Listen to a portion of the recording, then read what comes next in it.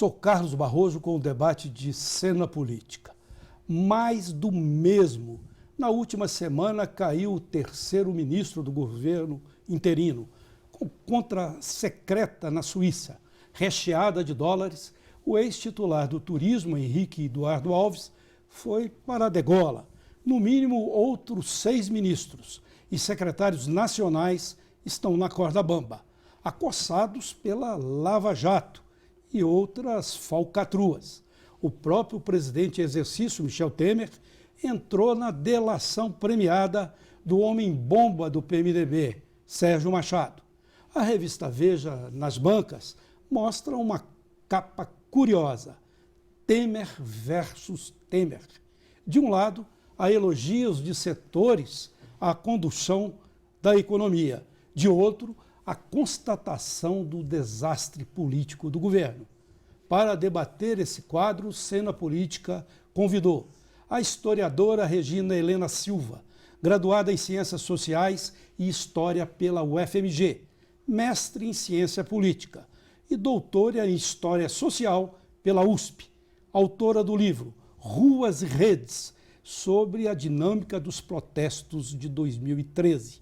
E o cientista político Malco Camargos, professor da PUC-MG desde 2001, diretor executivo do Instituto VER, Pesquisa e Comunicação Estratégica. Tem doutorado sobre a correlação entre economia e política. É um especialista em comportamento eleitoral.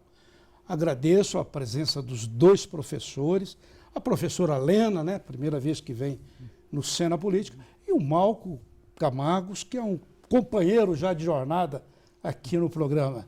E começar a falar com você, Malco.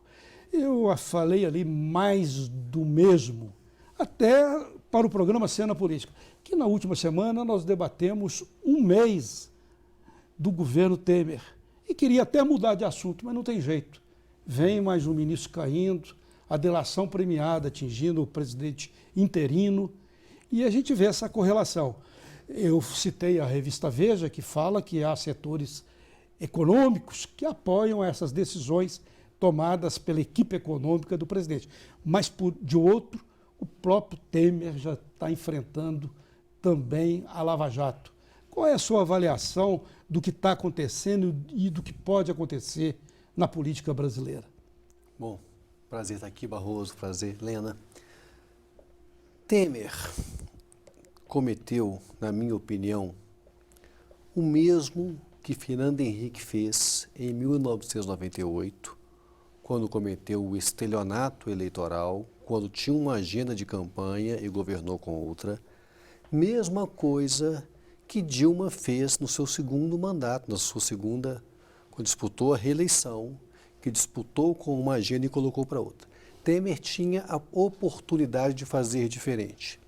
Quando publicou a sua carta da Ponte para o Futuro, quando colocava o grupo de ministeriáveis com ministros técnicos e pessoas acima do bem e do mal, falou capazes... que eram notáveis, que ele colocaria notáveis no ministério.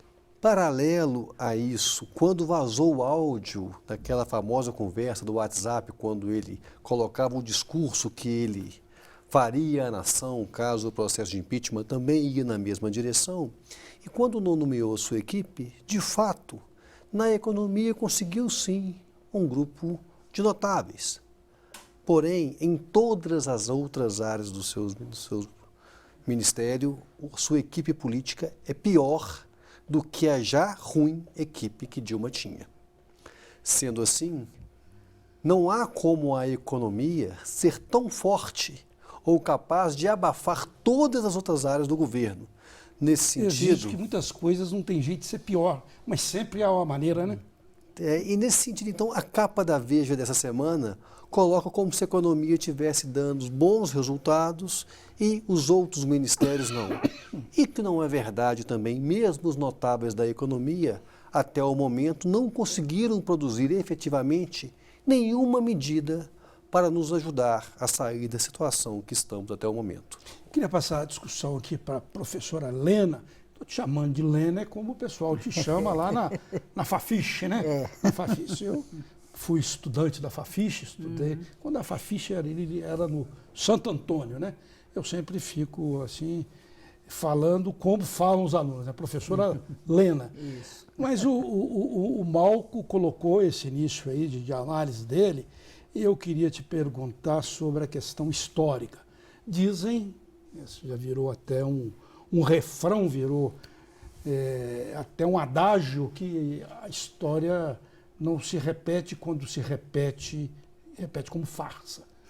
E você vê assim, similaridades, coincidências nesse início de governo tumultuado de Michel Temer com outros momentos da nossa história brasileira? Depende da forma como a gente olha para a situação atual, né? Assim, situações como essa, de intensa mobilização da opinião pública em torno de questões como corrupção e ataques a determinados governos, é recorrente na história brasileira, né?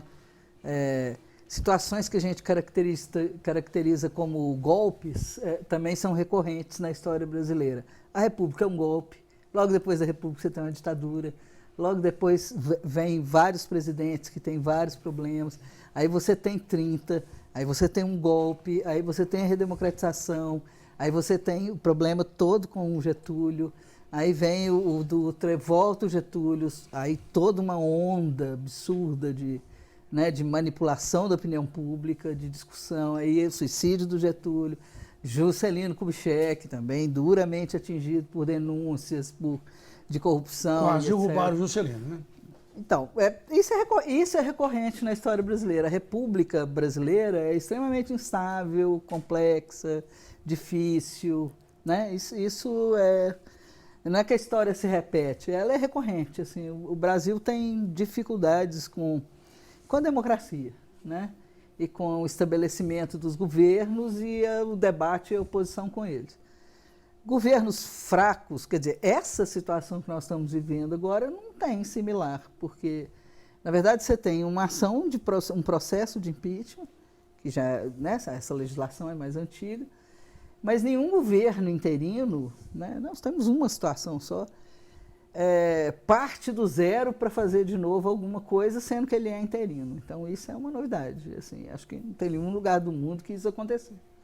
O que me assusta no caso Temer, Regina, é porque eu esperava, sim, que ele, com o passar do tempo, a partir da contração da economia, não desse conta de sustentar a sua base política no parlamento pela incapacidade do Estado de atender as demandas individuais de cada um dos 503 legisladores. Estavam ali altamente comprometidos e acostumados com o jeito Temer de fazer política, ou o jeito do PMDB de fazer política.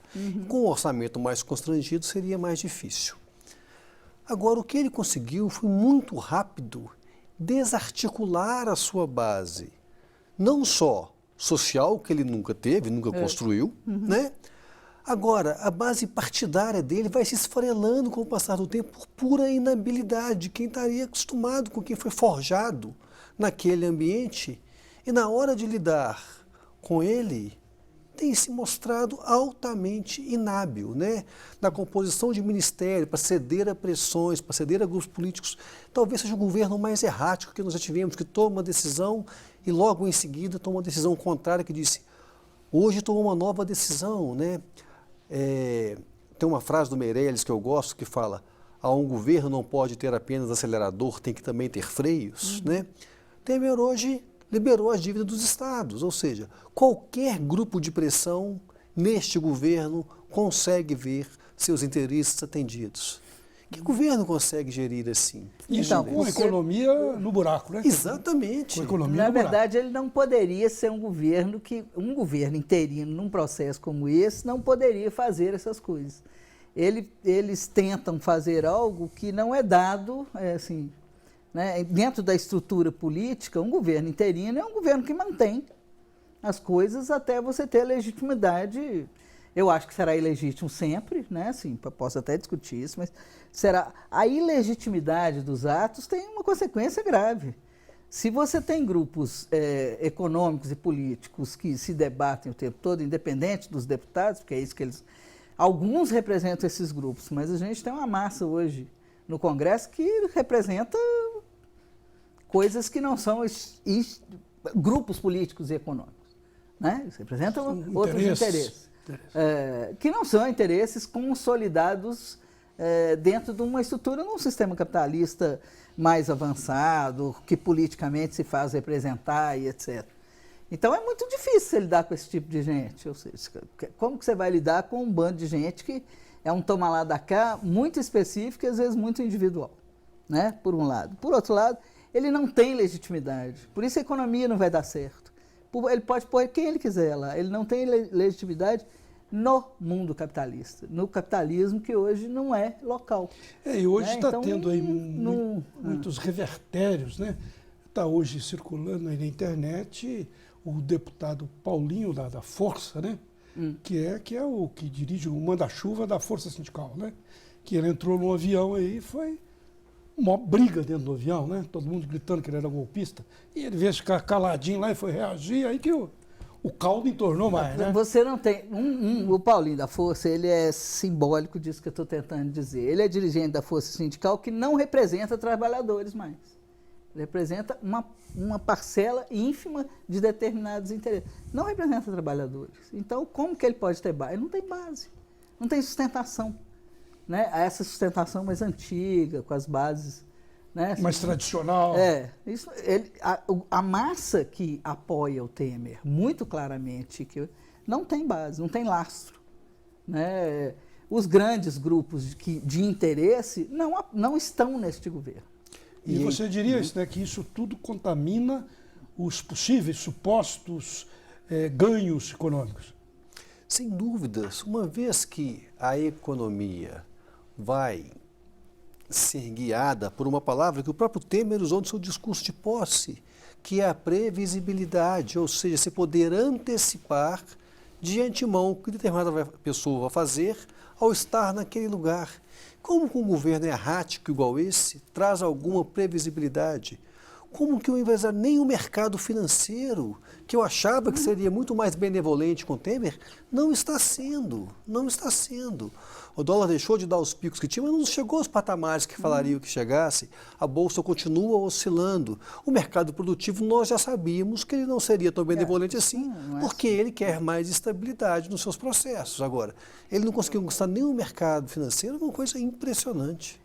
Porque, assim, acho que a dica está na sua fala. Primeiro, ele não tomou posse, ele não pode tomar. Ele é o vice-presidente em exercício da presidência. Né? E mesmo depois, né? Mas ele vai ser legítimo isso se ele passar mercados, pela segunda votação, ele vai conseguir? Se continuar desse jeito, não. Nem sendo... E o mercado sabe disso. Nem sendo definitivo? De jeito nenhum. De jeito nenhum. Desse jeito, não. Já está absolutamente comprovado que isso é uma manobra política. E o mercado não confia em instabilidade política. Ele não confia nisso, ainda mais na América Latina. Então, a instabilidade política é que gere o mercado. A economia, ela olha para isso. Assim, pode ser uma estabilidade de ditadura, né? Mas aí é uma coisa, está lá, está estável. Pode ser na arma. Mas isso que nós estamos vivendo não gera estabilidade econômica. A gente pode dizer... Eu não vou investir num país que é a confusão dela. Não. E a gente pode dizer... Se eu fosse uma investidora. A gente pode dizer tudo do capital, né? A gente pode dizer... Menos que ele é burro. Menos que ele é burro. Menos que ele não tenha... Que a inteligência do bolso, do dinheiro, é fabulosa. Nós vamos fazer um breve intervalo. Cena Política volta em um instante.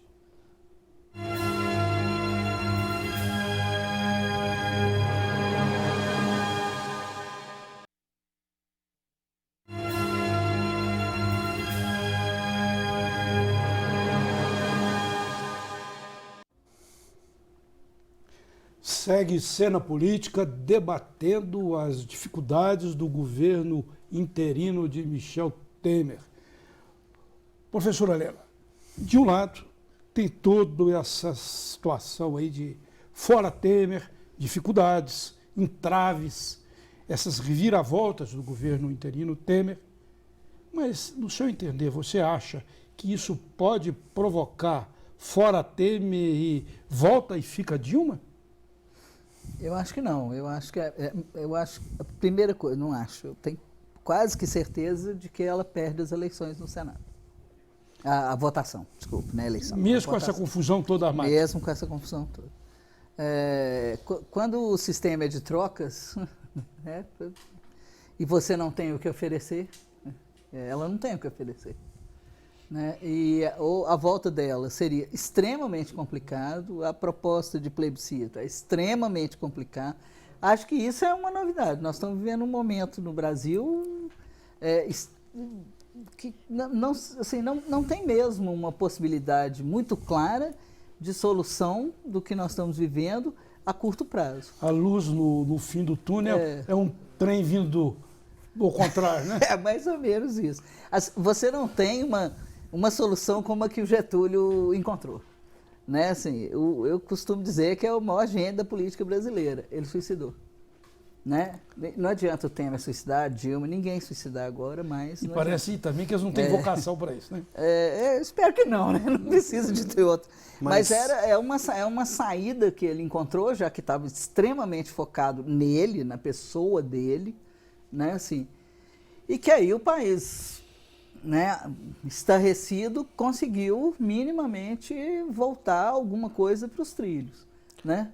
Eu acho que a opinião pública ela está numa construção retórica com dois lados, a meu ver, muito equivocados.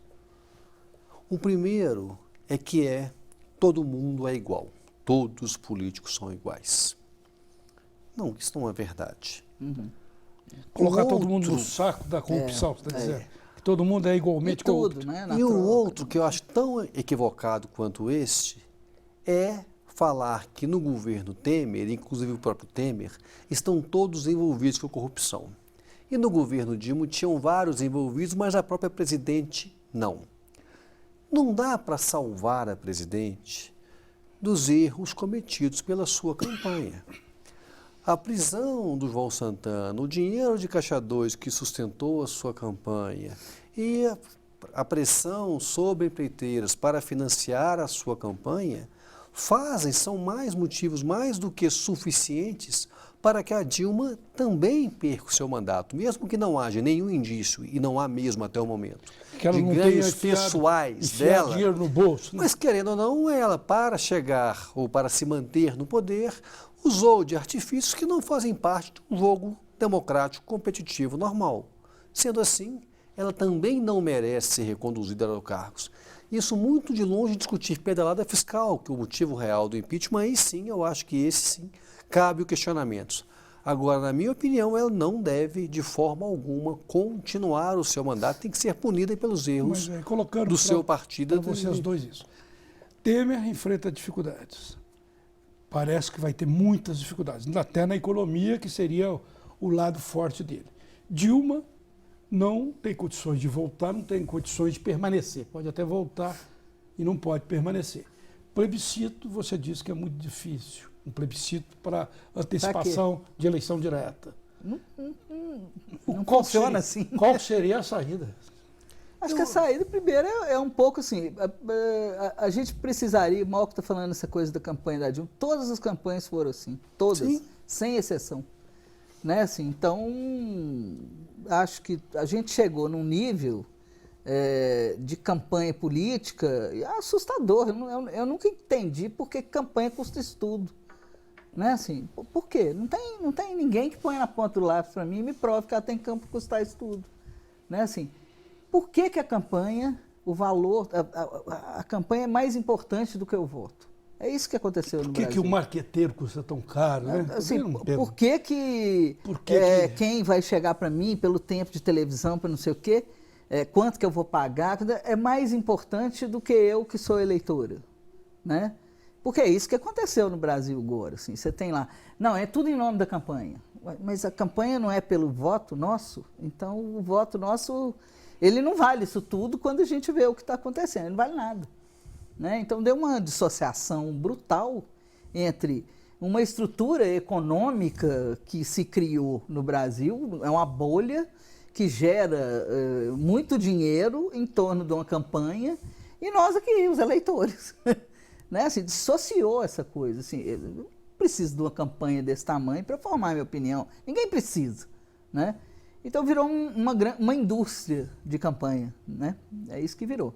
É uma grande indústria da campanha política, né? Ela fala pouco para o eleitor, né? Quanto mais a campanha é cara, menos gente vai votar, né? Ninguém fala disso, né?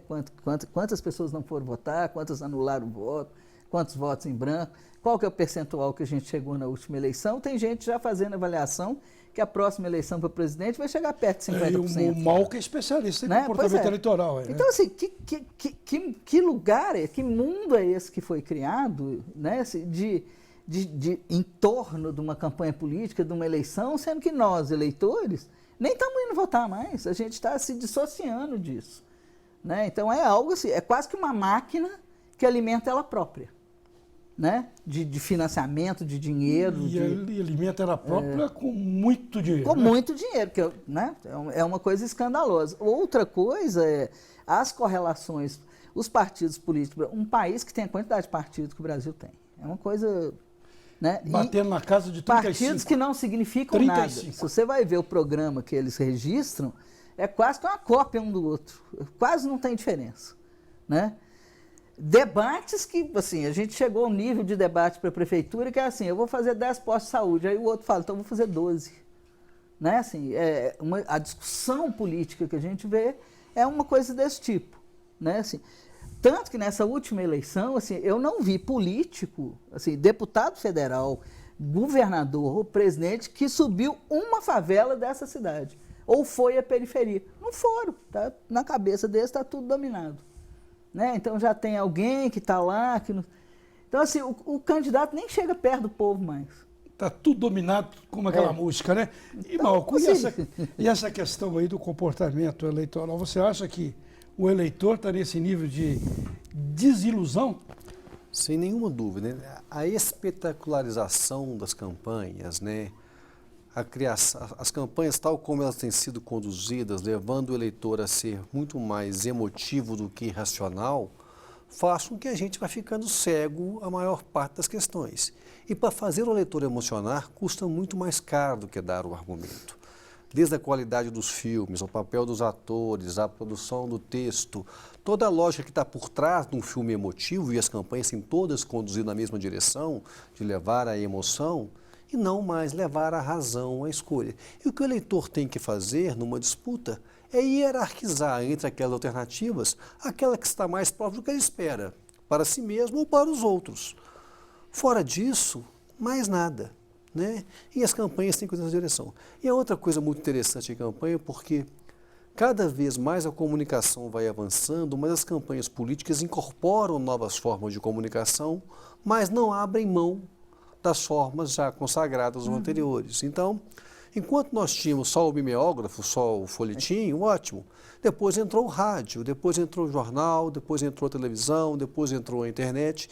E hoje as pessoas usam o mimeógrafo, o folhetim, o rádio, o jornal, a televisão, a internet. Só o showmício que foi showmício, né? Que ganhou tantas campanhas. E que é uma pena que era de umas poucas oportunidades que o eleitor tinha de chegar perto do seu candidato.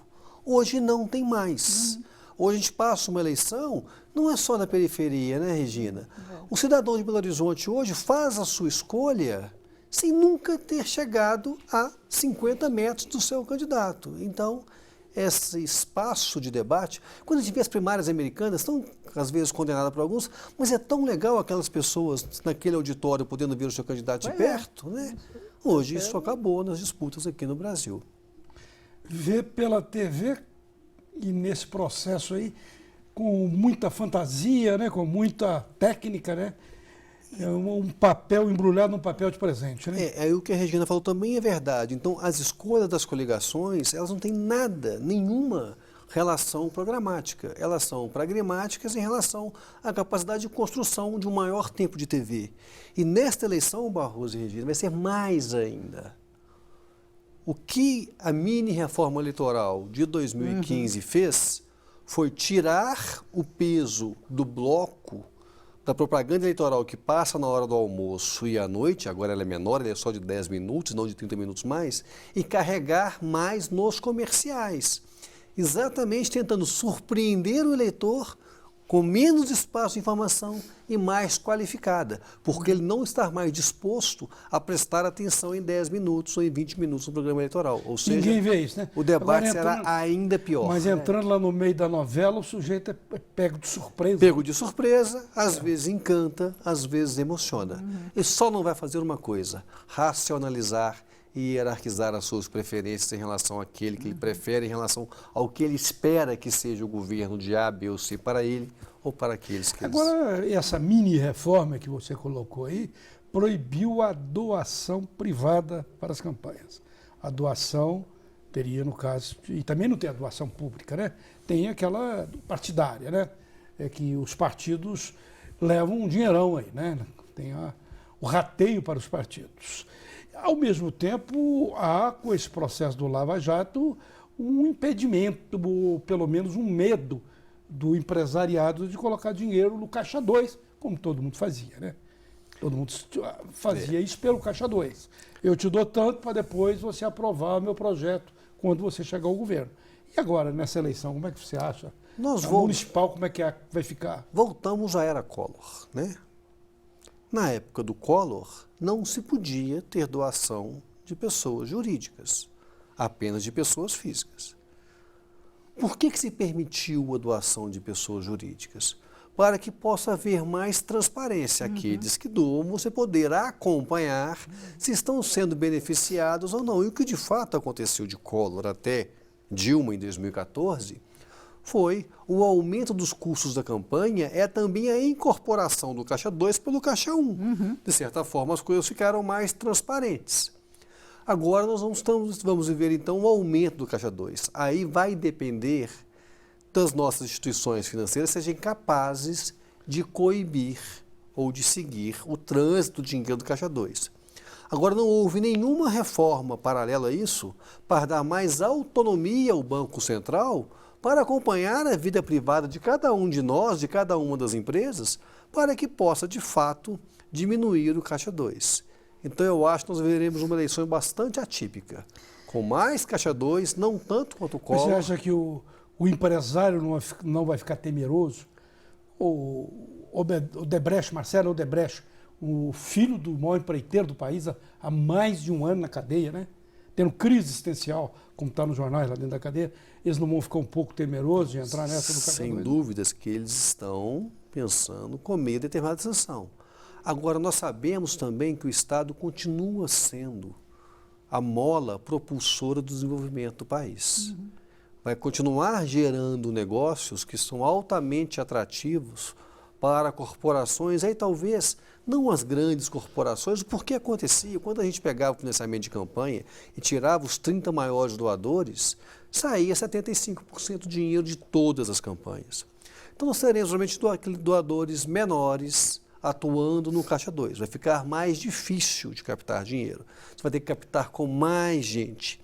Agora, triste do cidadão que acreditar que, de fato, esta é uma eleição que será regida pelo Caixa 1 das pessoas físicas e pelo fundo partidário. Isso não vai mesmo. Certamente não vai ser. E mais do que isso, vai aparecer começar a ter uma mudança e aparecer uns personagens que eu chamo de Donald Trump, que são os ricos, né? Aqueles que têm o dinheiro para fazer sua própria campanha. E quem que são essas pessoas na política brasileira?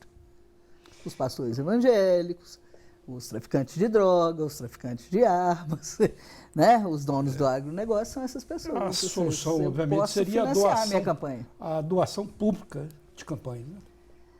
Acho que tem que ter critérios, entendeu? Não acho assim. Eu acho que pode liberar as empresas, agora coloca um teto nominal. Coloca um teto nominal. Um teto nominal. 100 mil reais por empresa. Isso aí não foi uma vitória. Isso aí foi uma forma de organizar. Vai ter Caixa 2, vai ter esse tipo de candidato que eu falei, os candidatos ricos que têm dinheiro. Né? Então, o que a reforma vai produzir? São 3 os grupos que saem em vantagem nesta eleição.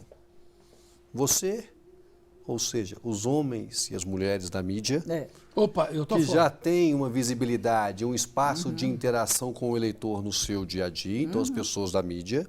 Segundo, aqueles que têm mandato, porque mesmo tendo o desgaste das elites políticas, mas tem um espaço de cooptação de cabos eleitorais a partir da máquina pública que está dentro de cada um dos gabinetes, dentro de cada uma das prefeituras, etc. E aqueles, como a Regina bem disse, que são autofinanciadores, que têm muito dinheiro e são capazes de sustentar a sua campanha. Podem bancar, né? Cena Política faz mais um breve intervalo e volta já.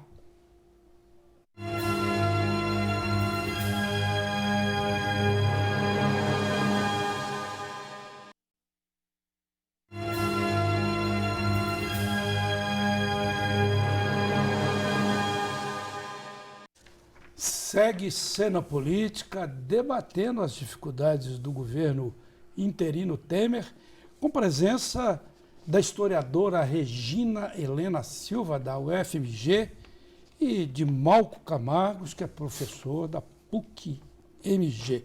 Ô Malco, eu vou falar com você sobre isso aqui, abrindo com você.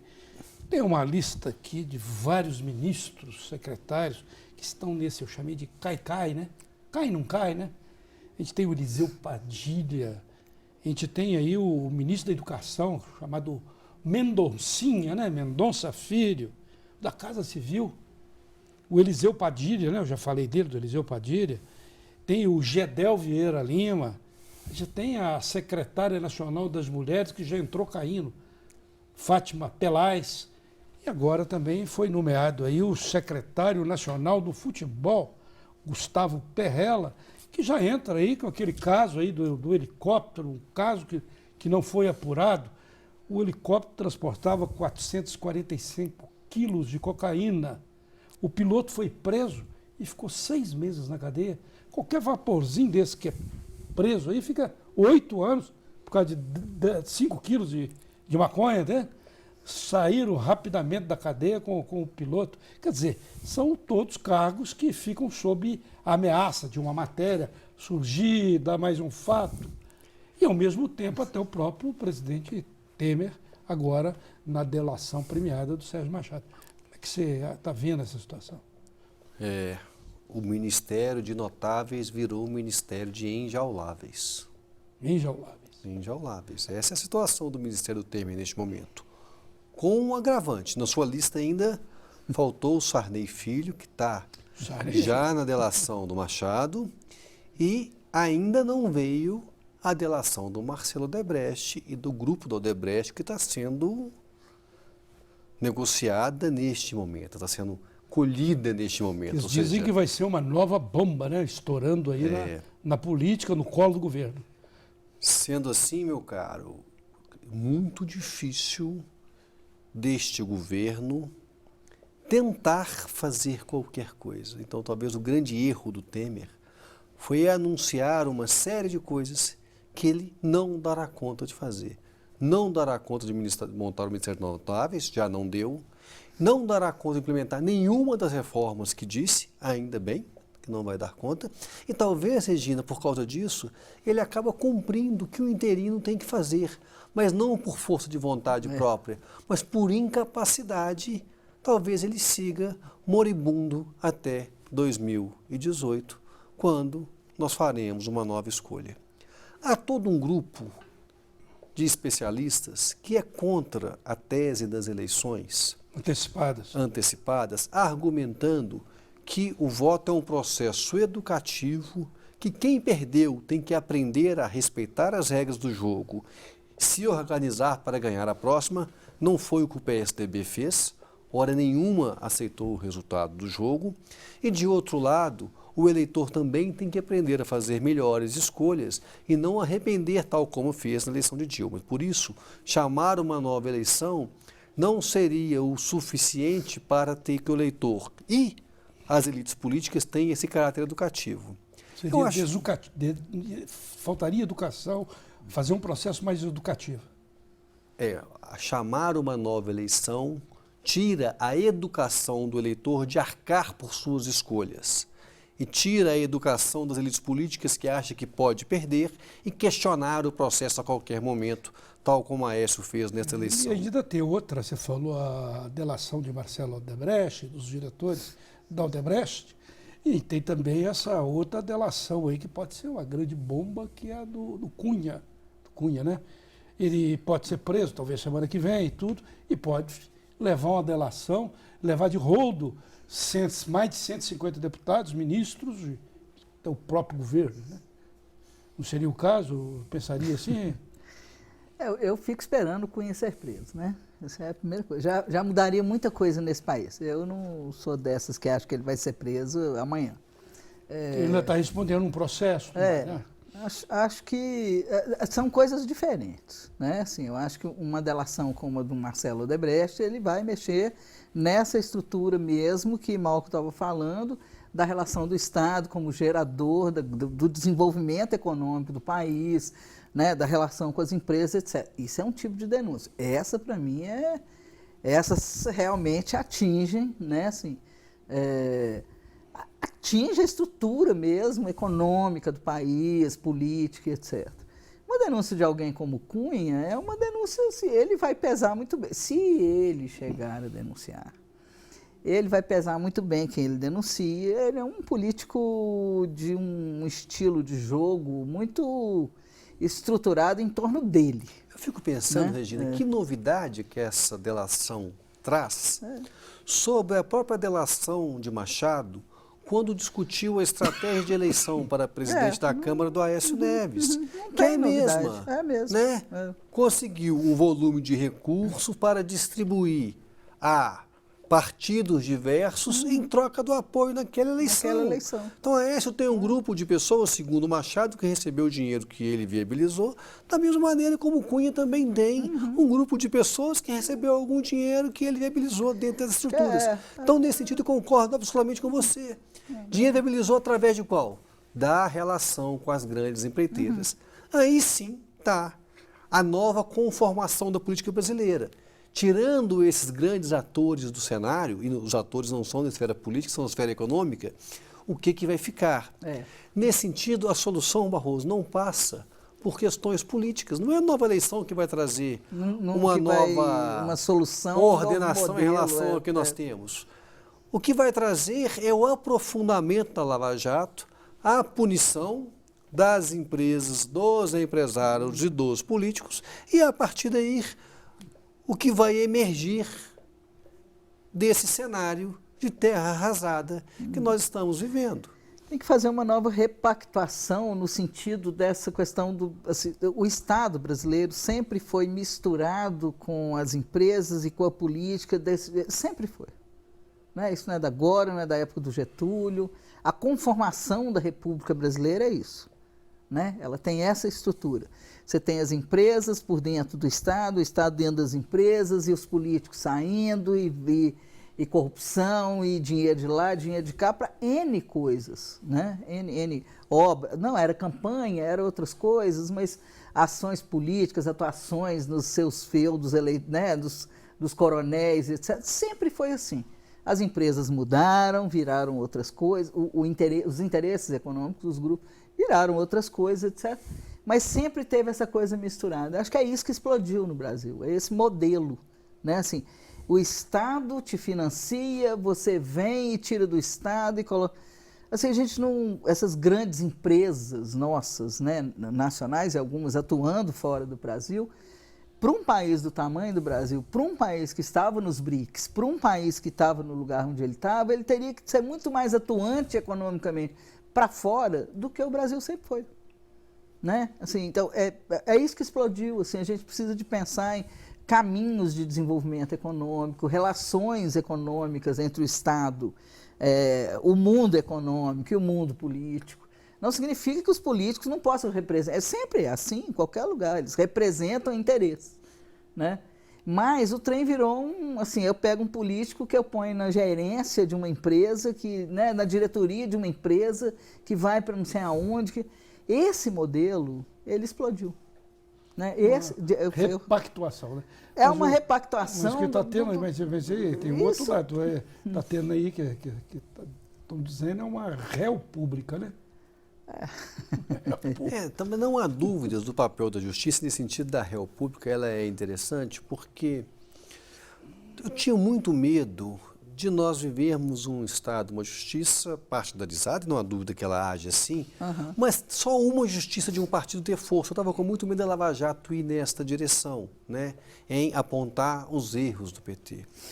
Mas a hora que a gente começa a aparecer que tem a República de Curitiba, que Belo Horizonte começa, nem é Frutal, né? A República de Frutal agora consegue, um juiz de primeira instância de Frutal consegue colocar atrás das grades uma figura expressiva do PSDB aqui em Minas. Ex-presidente, né? Ex-dirigente. Então, um juiz de primeira instância de Frutal. Da mesma maneira, o juiz de primeira instância de Curitiba começa a conseguir criar caminhos. Então, quanto mais juízes de primeira instância, e é interessante porque quando a denúncia é bem fundamentada, a segunda instância não reverte, né? Consegue legitimar, então não consegue habeas corpus em segunda instância. Então nós vamos viver então um estado no qual uma justiça vai passando a criar punição em alguns quadros. Tomara que nós tenhamos 853 repúblicas distintas aqui no estado de Minas Gerais, ou 5.500 e tantas repúblicas, igual tem a de Curitiba, etc. Desde que a segunda instância faça bem o seu papel, que é de coibir possíveis excessos. E vários deles acontecem, sempre aconteceram e continuarão acontecendo. Mas é diferente, né? A República de Curitiba atuando, a Lava Jato, com a réu pública. Eu acho difícil, assim, eu acho que o judiciário brasileiro também está extremamente complicado. Assim, ele é um judiciário muito elitizado, extremamente privilegiado. Eu queria acreditar nisso aí se ele não fosse o que ele é. Regina, eu tive eu participei, com muita honra, inclusive, do primeiro Congresso Brasileiro de Direito Eleitoral. Então, só tinham uns 30 advogados e 2 cientistas políticos que falaram no Congresso, eu e o Bruno Reis, seu colega da FMG. Mas eu fiquei tão surpreso ao ver uma faceta do judiciário, por exemplo, ao se referir à plateia, não se falavam senhoras e senhores, só se referia aos senhores. Hora nenhuma se falava assim, as senhoras e senhores, ou a todos e a todas, não. Parece que estavam falando só para homens. Vi juízes falando, expressão que há muito não ouvia em área pública. A coisa está preta, a situação está tão preta que está assim. Como que mostra, como que o dia a dia no ambiente jurídico tem sim, eu concordo absolutamente com você, que ser muito reformulado, né? Sem contar quanto que são presos em seus privilégios, né? É uma classe completamente distinta da maior parte. Um exemplo disso é o auxílio moradia, né?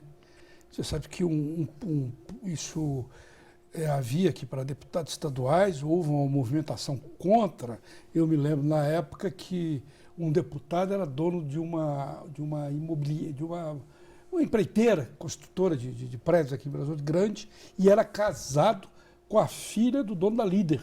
E ele tinha um apartamento fabuloso, eu ia falar outra coisa, fabuloso o apartamento, e ganhava o auxílio moradia. Mesmo assim, caiu o auxílio moradia para os deputados, voltou para os deputados e foi estendido ao judiciário, ao Ministério Público.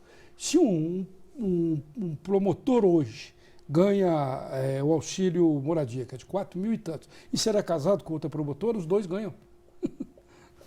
Ganha um e ganha outro. Esses privilégios me preocupam. Essas coisas existem, né? Do judiciário. Acho que é um poder que tem privilégios demais, que está num lugar, assim, ainda está bastante complicado. Mas eu concordo com você que tem que ter algum tipo de forma de se chegar a essas questões que nós estamos chegando e não ser partidarizado. Eu ainda duvido da República de Curitiba. Agora, é interessante porque eu fico vendo o caso do Nárcio aqui em Belo Horizonte, né? Nárcio foi punido porque agiu como os coronéis agem normalmente, né? Delegou o poder a seu filho, apostando que continuaria secretário na sucessão aqui estadual, então passou o seu grupo de eleitores, transferiu o espólio para o seu filho. Quando perde o mandato, acabou perdendo a imunidade, ficando mais exposto aos braços da justiça, que é o que aconteceu com ele. Aí vem um juiz de primeira instância e resolve agir, né? Muito bem, nós vamos fazer mais um intervalo. Cena Política volta em um breve instante.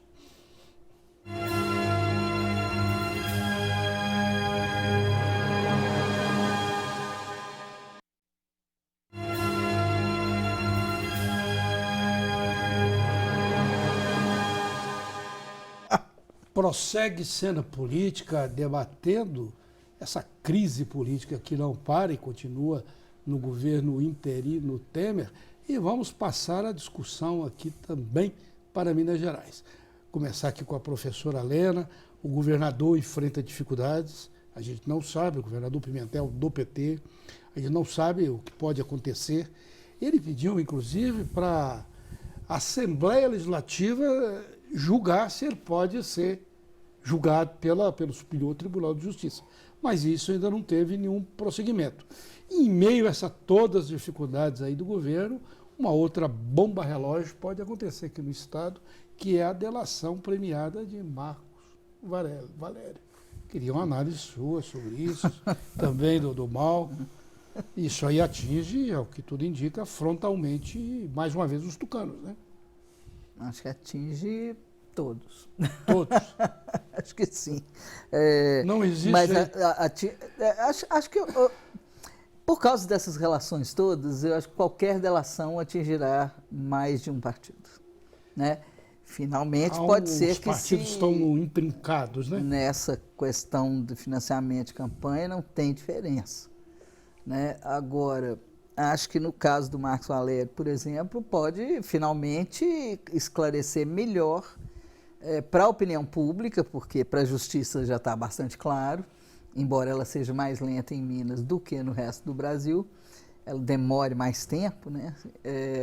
A coisa do mensalão mineiro, né, como funcionou essa estrutura. Chamado de mensalão tucano. O mensalão tucano, que nós mineiros temos que carregar nas costas essa ideia do mensalão mineiro. Mas eu acho que eu acho que nenhuma delação nos surpreenderá mais.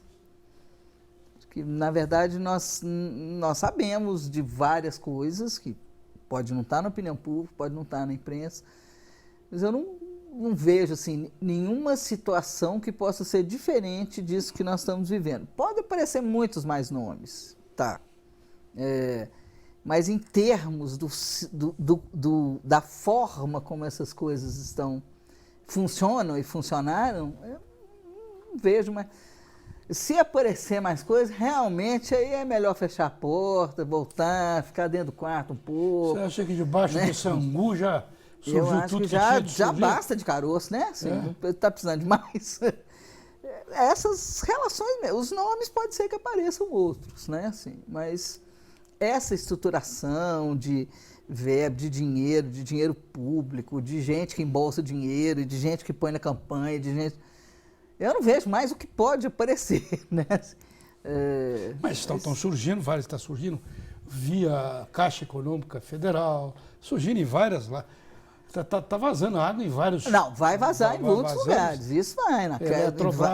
Vai, isso aí vai. Então, mas eu acho que a delação do Sérgio Machado aponta nessa direção, né? Assim, colocando que a Petrobras talvez fosse das mais honestas das empresas públicas que ele conheceu. Né? Ele falou que ele acha que é a mais honesta a madame do cabaré, né? Ele usou essa expressão. Agora, é muito interessante porque eu, lá no Instituto Vieira, eu atendi a Petrobras nos últimos 3 anos. E é impressionante o rigor da contratação daquela empresa. É impressionante o nível técnico dos seus quadros para poder discutir um projeto, para oferir bons resultados para aquela organização. Mas isso é pós-Petrolão? Pós-Petrolão. E mesmo assim, toda a imagem negativa que a empresa fica por causa de algumas poucas e boas operações, digamos assim, né? Boas não para a empresa, mas para alguns gestores.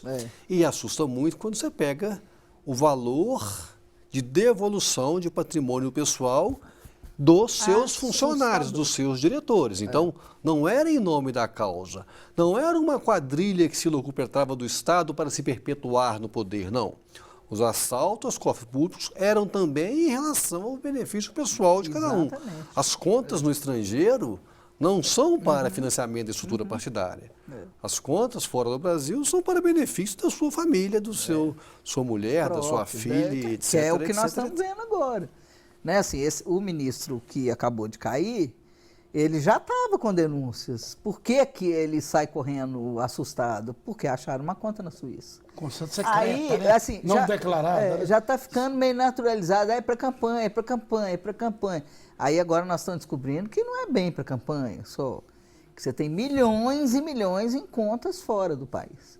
Né? Milhões e milhões de empresas, de dinheiro público, E acho que é isso que eu estou falando, que eu acho que essas outras delações, não sei, elas vão dizer disso, vão dizer, mas eu acho que não tem um elemento a mais. Esse acho que era o último que precisava de aparecer. Você está dizendo que o esquema já está desnudado, né? É isso. Podem aparecer outras... Vai sair de alguns lugares, né? Assim, aí nós vamos descobrir que além da merenda, vai ter fundo de garantia, vai ter, ou seja, rouba de pobre. Né? Não rouba só da Petrobras. A merenda está lá em São Paulo. Está lá em São Paulo. Eu imagino Para que mim, seja na a merenda forma do Brasil todo. mais baixa. Deve ser na merenda do Brasil todo, só que lá a forma estourou mais baixa que existe para mim, que um ser humano pode chegar, é roubar a merenda de escola pública. Para mim, isso aí é o último nível da degradação humana. Porque é roubar a merenda de pobre que vai e come uma vez por dia. Então, esse é o último nível, é o ladrão mais canalha que o presidente da Assembleia Legislativa... Que é o que rouba merenda de paulista, de né? criança, O presidente da Assembleia Legislativa paulista. Rouba comida da boca da criança, literalmente. Calpês, que chama? Fernando Capês. Capês. E você acha que a gente vai achar alguma coisa pior do que isso? Entendeu? Eu não consigo imaginar uma coisa pior do que isso. Né? Assim, além de tudo, eu acho que a grande novidade que a gente está vendo é os benefícios pessoais, né? E os benefícios pessoais de servidores públicos, de diretores indicados, porque a partir do momento que você indicou e você está ali, assumiu o cargo, você é um servidor público. Né? Eu sempre cito esse Pedro Barusco, é lugar comum eu falar aqui, o cara devolveu 100 milhões de dólares.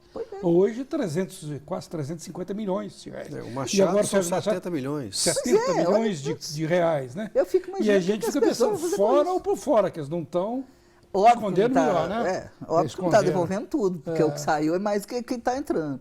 Mas, olha que nível que chegou. Mas eu estou querendo perguntar o mal com isso, da Assembleia Legislativa, essa tentativa do governador Fernando Pimentel de Eu acho esse assunto tão interessante, Barroso, porque, na verdade, a discussão é um mandato conquistado sob o sufrágio popular, a princípio, só poderia ser retirado por quem representa este sufrágio popular em outro nível, ou seja, não poderia ser um juiz, não poderia ser um tribunal, e sim a Assembleia Legislativa. Ok. Agora, a grande questão que nós estamos falando também não são de crimes políticos. Nós estamos falando, no caso Pimentel, ele é acusado de crimes comuns. Tem essa diferença. No exercício do cargo público, aí complica um pouco mais. Ele não é alguém que matou alguém, não. São desvios de dinheiro no exercício do cargo público, enquanto era ministro. Eu confesso que eu não tenho clareza sobre qual é o melhor caminho.